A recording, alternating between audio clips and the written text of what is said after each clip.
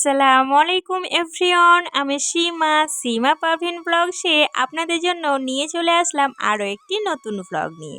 সকালবেলায় ঘুম থেকে উঠেই দেখি একটা বক আমাদের বাগানটাতে দাঁড়িয়ে আছে, আর কিছু বাচ্চা এসে বকটাকে ধরে নিয়ে যাচ্ছে। আমি জিজ্ঞেস করলাম কেন নিয়ে যাচ্ছি, তো তারা বলে উঠলো বকটা উড়ে যেতে পারছে না।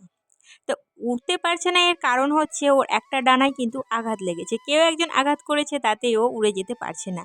আর ওরা নাকি বকটা নিয়ে গিয়ে মাংস করবে, তারপর খাবে। জানি না বাবা এটা খাওয়া হয় কি না, তবে তো ওরা নিয়ে গেল। আমাদের সিম গাছগুলোতে ভীষণ পরিমাণে সিম ধরে আছে, তাই কিছু বাচ্চাকে ওঠানো হয়েছে সিমগুলো পাড়ার জন্য। এদিকে আমাদের ব্রেকফাস্টও রেডি হয়ে গিয়েছে, তাই আমার সোনা বাচ্চাটাকে খাইয়ে দিলাম। আমার সোনা বাচ্চার একটা কিন্তু ভীষণ খারাপ জেদ আছে, যে মাছ মাংস ডিম ছাড়া রুটি বা ভাত কোনোটাইও খেতে চায় না। জানি না এটা কিভাবে অভ্যাসটা আমি ওর চেঞ্জ করব। ফার্স্ট করার পরে বোন আর আমি দুজন মিলে বেরিয়ে গিয়েছিলাম একটু টুকিটাকি কেনাকাটা করার জন্য। বাড়ির পাশেই আমাদের একটা বাসুদেবপুরের মার্কেট আছে, সেখানে এসেছিলাম আজকে রান্নাঘরের জন্য কিছু জিনিসপত্র নিতে হবে। তো আম্মা আমাদেরকেই পাঠিয়েছিল, তো এখানে বিভিন্ন ধরনের জিনিস ছিল, আর সবগুলোই কিন্তু কোয়ালিটিফুল ছিল, আর এ টু জেড সব কিছুই পাওয়া যায় রান্না করার জিনিসপত্র। মানে কম দামি থেকে শুরু করে হাই রেঞ্জ পর্যন্ত সব কিছুই পাওয়া যায়। আর আমরা এখানে মোটামুটি 10 বছর থেকে আসা যাওয়া করি, মানে আমাদের যা প্রয়োজনীয় জিনিস সব কিছু এখান থেকেই বেশিরভাগ কেনা হয়। তাই দাদাগুলো আমাদের সঙ্গে ভীষণ পরিচিত হয়ে গিয়েছে, আর আমরা গেলে কিন্তু বেশ আগ্রহ দেখায়, কারণ একটা দোকানে এতদিন থেকে যাতায়াত থাকলে আগ্রহ তো একটু দেখাবেই। আমার তো সব কিছু ভীষণ পছন্দ হচ্ছিল, তবে এতটাই আমার ঘরে জিনিসপত্র বেশি হয়ে গিয়েছে যে এখন যদি আমি কিনি দাইসে পাপা আমাকে বকা দেবেই, কারণ ও তো বলেই দিয়েছে রান্নাঘরের জিনিসপত্র আর কোনো কিছুই কিনতে হবে না। যাই হোক, আমি তো বাড়ি চলে এসেছিলাম, এসেই দেখি আমার রান্নাবান্না কমপ্লিট হয়ে গিয়েছে। দুপুরে মাংসটা রান্না করে রেখেছিল, আজকে আসবে দানিশের পাপা রাত্রিবেলার দিকে। তো মাংসটা উঠিয়ে রাখা হলো, আর মাছের ঝোল বেগুন দিয়ে রান্না করা হয়েছিল। এটাই কিন্তু আমরা দুপুরবেলায় সবাই মিলে খাবো, আর রাত্রিবেলায় মাংসটা খাওয়া হবে। তার সাথে রান্না করেছিল আলু টমেটো, আর এদিকে বানিয়েছিল শাক ভাজা। সব কিছু বেশ ভালোই ছিল খাওয়া দাওয়া। সন্ধেবেলার দিকে দানিশের পাপা ফোন দিয়ে বলল যে আমি বাড়ির কাছাকাছি চলে এসেছি, তাই দুটো ডিম সেদ্ধ হতে বসালাম। এদিকে আমি সন্ধেবেলা চাটা খেয়ে নিচ্ছি।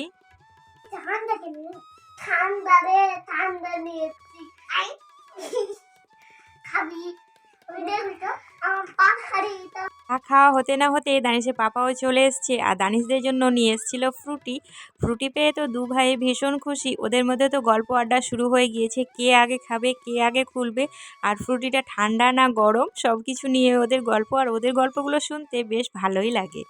এদিকে দানিশের পাপার জন্য একটু চায়ের ব্যবস্থা করছিলাম। আজকে বানিয়েছিলাম গরম গরম পেঁয়াজি, তার সাথে এগ ডেভিল, কারণ এগ আবার দানিশের পাপার খুব বেশি পছন্দ, তাই এগ ডেভিলটাই বানানো হয়েছিল। তার সাথে টোস্ট মিষ্টি। এখানে বোন তো মিষ্টিগুলো ঢালার সঙ্গে সঙ্গে বলছে আমি তাহলে একটা টেস্ট করে দেখি। দুধ চমচমটা বেশ গরম ছিল, তার সাথে গুড়ের রসগোল্লাটাও গরম ছিল, আমরা একটু করে খেলাম। আর রাত্রিবেলায় কোনো ভিডিওই আমি করিনি। সকালবেলায় দানিশের পাপা বেরিয়ে যাবে 7:30টার সময়, তাই নাস্তা এবং চা একসঙ্গেই দিয়েছি, আর একই প্লেটেই দিয়েছি। এটা দেখে আবার কেউ বাজে কমেন্ট করবেন না, কারণ ওর একটু তাড়াহুড়ো থাকে, তাই সকালকার নাস্তাটা একসঙ্গেই দিতে হয়। এদিকে তো ও বেরিয়ে যাওয়ার পরে আমরা ব্রেকফাস্ট করেছিলাম, তারপর আব্বু আবার ছোলার শাক নিয়ে এসেছিলো, এখানে দিদা কেটে দিচ্ছিল।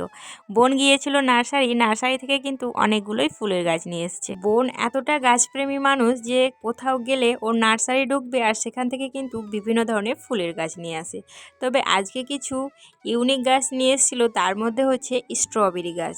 সত্যি স্ট্রবেরি গাছটা দেখে কিন্তু ভীষণ ভালো লাগছিল, যে আজকে পর থেকে আমাদের ছাদ বাগানেও কিন্তু স্ট্রবেরি ধরবে, আর স্ট্রবেরি ফলটা খেতে যেমনই হোক না কেন দেখতে কিন্তু ভীষণ সুন্দর। আমাদের বাড়ির ছাদে আবার একটা ক্যাপসিকামের গাছও আছে, ক্যাপসিকামগুলো বেশ বড় বড় সাইজে ধরেছে। দুপুরবেলার দিকে আজকেও নিয়ে এসেছিলো আব্বু চারাপোনা মাছ, তার সঙ্গে একটা মিক্স সবজি, এদিকে শাক, অনেক কিছু রান্নাবান্না হয়েছিল।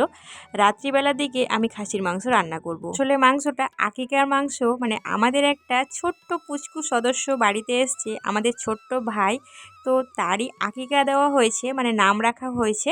তো মাংসটা দিয়ে গিয়েছে, ভাবলাম টাটকা মাংস রান্না করে নিই, তাহলে কিন্তু টেস্টটা ভালো থাকবে।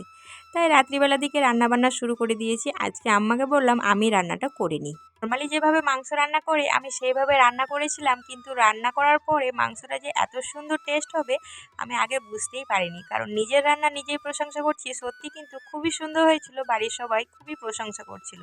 আর আমি আগের ভিডিওতেও বলেছি, এখনও বলছি, আমার রান্না খারাপ হলেও কিন্তু বাড়ির সবাই খুবই প্রশংসা করে। মাংসর সাথে দুটো আলুও দিয়েছিলাম বড় বড় করে কেটে, কারণ মাংসের আলুটা খেতে আমি এবং বোন দুজনেই খুবই ভালোবাসি। সন্ধ্যেবেলার দিকে দুই ছেলেই জেদ করছিল ডিম সেদ্ধ খাওয়ার জন্য, তাই ওদেরকে এখনই ডিম সেদ্ধটা বানিয়ে দিতে হলো।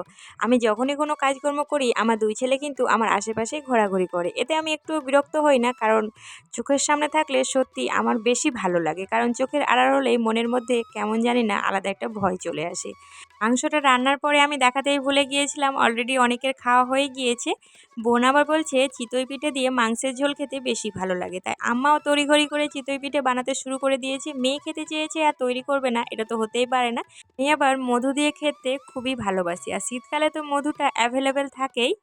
তো আপনাদেরকে ছোট্ট একটি কথা মনে করিয়ে দিই, এই পর্যন্ত যারা আমার ভিডিওটি দেখে আসছেন তারা অবশ্যই একটা লাইক করবেন, সুন্দর একটা কমেন্ট করবেন, আর সাবস্ক্রাইব করে আমার এই চ্যানেলটার পাশে থেকে যাবেন। ভিডিওটি এখানেই শেষ করলাম। আল্লাহ হাফিজ।